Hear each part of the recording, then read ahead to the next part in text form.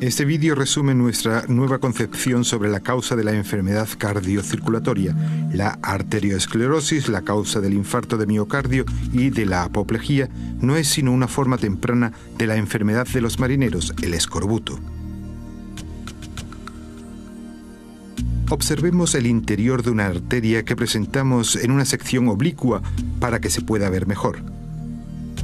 Se reconocen dos estructuras importantes. Por un lado, el anillo externo de la pared arterial, que principalmente se compone de colágeno y de otras moléculas de tejido conjuntivo. Este anillo de tejido conjuntivo está revestido de una capa celular, la verdadera barrera entre el flujo sanguíneo y la pared arterial.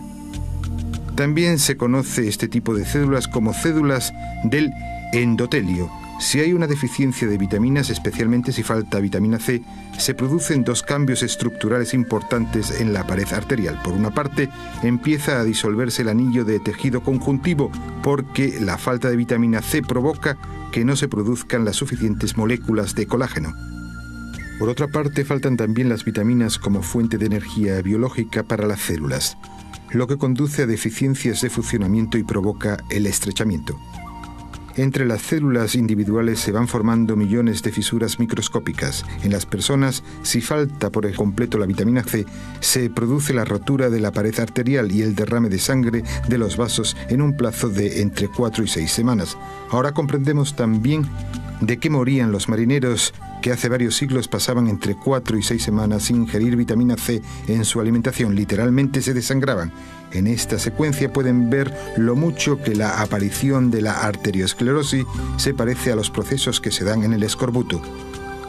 La ausencia total de vitamina C es hoy una excepción, pero casi todas las personas padecen durante décadas de una nutrición deficiente en vitaminas. Por tanto, la rotura total de la pared arterial y la hemorragia interna, como la del escorbuto, es la excepción, pero sí se va desarrollando durante varios años y décadas una progresiva debilidad de la pared arterial. También en este caso se producen millones de fisuras ínfimas en las paredes arteriales. Como esto se produce más lentamente que en el escorbuto, a lo largo de años y décadas el cuerpo tiene tiempo para reaccionar. Desde el hígado se forman sustancias reparadoras, por ejemplo, lipoproteínas, es decir, pequeñas partículas transportadoras de grasa, que aquí se representan en color amarillo. Estas partículas se introducen entre las células de la pared arterial e intentan repararlas. Si este proceso se prolonga, cada vez penetran más grasas y otras sustancias reparadoras y se producen las temibles acumulaciones. Si estas placas se forman en los vasos del corazón enfermo, termina produciéndose el cierre de las arterias coronarias y se llega al infarto de miocardio. En las arterias que riegan el cerebro, estas acumulaciones provocan finalmente la apoplejía. En la siguiente secuencia podrán observar el efecto curativo de la vitamina C sobre la pared arterial. Si se suministra la suficiente cantidad de vitamina C, estas moléculas de vitamina llegan a las zonas dañadas de la pared arterial a través del caudal sanguíneo y las reparan. La vitamina C estimula la producción de moléculas de colágeno y el anillo del tejido conjuntivo, que es el principal encargado de la estabilidad del vaso sanguíneo, se regenera. Igualmente se cierran las fisuras microscópicas entre las células del endotelio. Igual que los daños del escorbuto pueden repararse mediante un óptimo suministro de vitamina C, las acumulaciones existentes en las paredes arteriales también pueden ser eliminadas. No es que en todos los casos puedan eliminarse dichas acumulaciones por completo, pero se reactivan estas fuerzas de autocuración en aquellas partes de la pared arterial capaces de regenerarse. Como en la fase de curación del escorbuto, en la eliminación natural de las acumulaciones, las moléculas de vitamina C, aportadas por la nutrición, también llegan a la pared arterial a través del flujo sanguíneo y las reparan. Por supuesto que, de este modo, la acumulación adicional de grasas y de otras sustancias reparadoras en la pared arterial resulta superflua. Es más, las partículas de grasa ya acumuladas son expulsadas de la pared arterial. Esta eliminación se produce molécula a molécula durante varios meses. Se trata, por lo tanto, de un proceso biológico no mecánico. A diferencia de lo que ocurre con el catéter de balón y con otros procedimientos mecánicos, en los que frecuentemente hay trozos de tejido que bloquean las vías sanguíneas, la eliminación natural con ayuda de las vitaminas es suave y sin riesgos.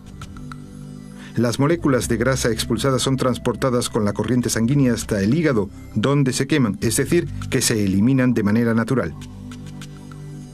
En la destrucción de las acumulaciones existentes en las paredes arteriales también desempeñan un papel importante, además de la vitamina C, los aminoácidos lisinas y prolinas. Estos aminoácidos forman una especie de capa de teflón alrededor de las moléculas de grasa en sangre y contribuyen a que éstas se suelten de los depósitos. De este modo, las acumulaciones en las paredes arteriales se van eliminando poco a poco y de manera natural. La eliminación natural de la arteriosclerosis se ha confirmado ya en estudios clínicos. En estos estudios, el suministro óptimo de programas de vitaminas desarrollados por nosotros hizo que se detuviera la arteriosclerosis en el plazo de un año. En casos concretos se produjo también eliminación completa de las acumulaciones. Si se observan estas imágenes, puede entenderse rápidamente que se ha iniciado una nueva etapa en la medicina y que las operaciones de bypass y los catéteres de balón pasarán pronto a la historia.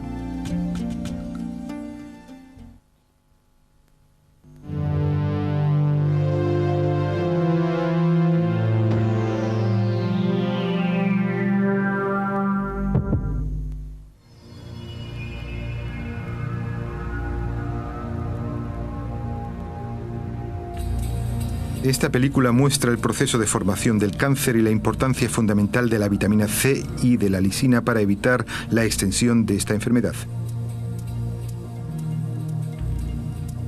Aquí vemos una célula que, para que se entienda mejor, ha sido seccionada y se ha aumentado de tamaño mediante un microscopio. La bola violeta que se ve en el fondo es el núcleo de la célula que contiene información genética y que controla todos los procedimientos metabólicos de la misma. La estructura roja con forma de nave espacial es la zona productiva de la célula. En ella se fabrican enzimas y otros productos. La información de qué es lo que se produce procede del núcleo celular. Las estructuras en azul claro que se ven en primer plano son las centrales energéticas de la célula, los mitocondrios.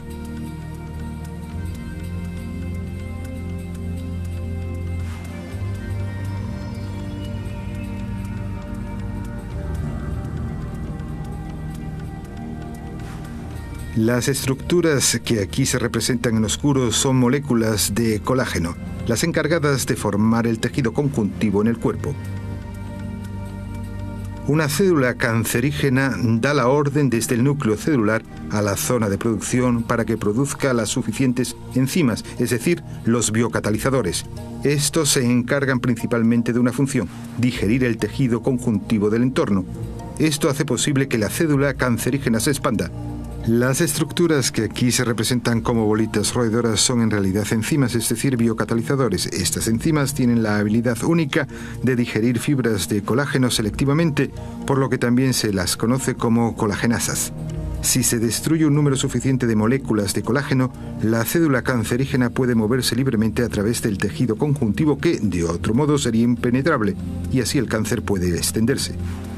En esta secuencia podemos ver cómo se forma un tumor en el hígado.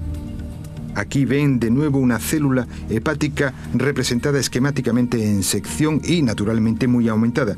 La formación del cáncer siempre conlleva dos requisitos. Por una parte, debe dividirse la célula cancerígena para que se forme el tumor. Por otra parte, deben formarse las suficientes colagenasas, o sea, las enzimas roedoras, para que se digiera el tejido conjuntivo del entorno y para posibilitar la extensión del tumor.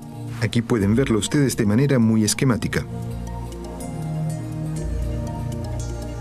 Las enzimas rojas dividen las moléculas de colágeno y con ellas el tejido conjuntivo circundante. Al mismo tiempo se multiplican las células cancerígenas y pueden extenderse fácilmente mediante el tejido conjuntivo que se ha soltado. La formación de la enfermedad cancerígena ha dado comienzo.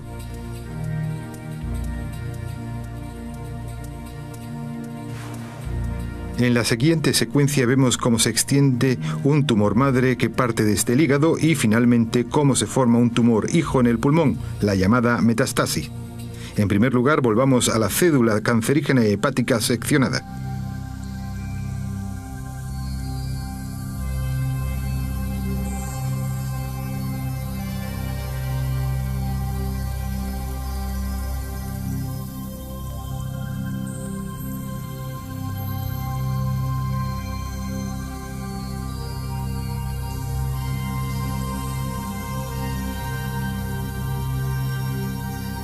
La estructura de colágeno se destruye y una cédula cancerígena se suelta del organismo cancerígeno e inicia su camino hacia el siguiente vaso sanguíneo en el hígado.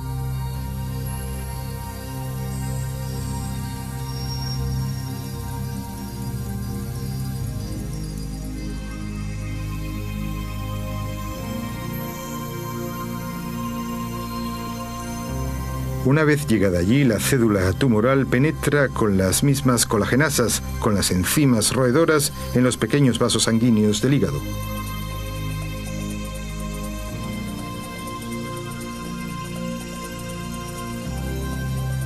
La célula cancerígena penetra en el vaso y es arrastrada por el torrente sanguíneo. En el pulmón, el torrente sanguíneo vuelve a ramificarse. Esto favorece el que las células cancerígenas se adhieran a los pequeños vasos capilares del pulmón. Con la ayuda de las colagenasas, o sea, con sus herramientas cortantes, las células cancerígenas se abren camino hacia afuera a través de la pared de los vasos sanguíneos pulmonares.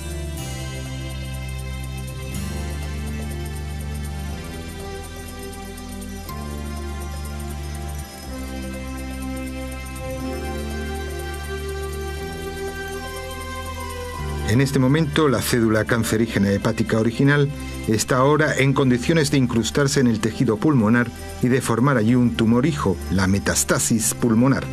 Por tanto, el tumor madre del hígado ha producido un tumor hijo en el pulmón.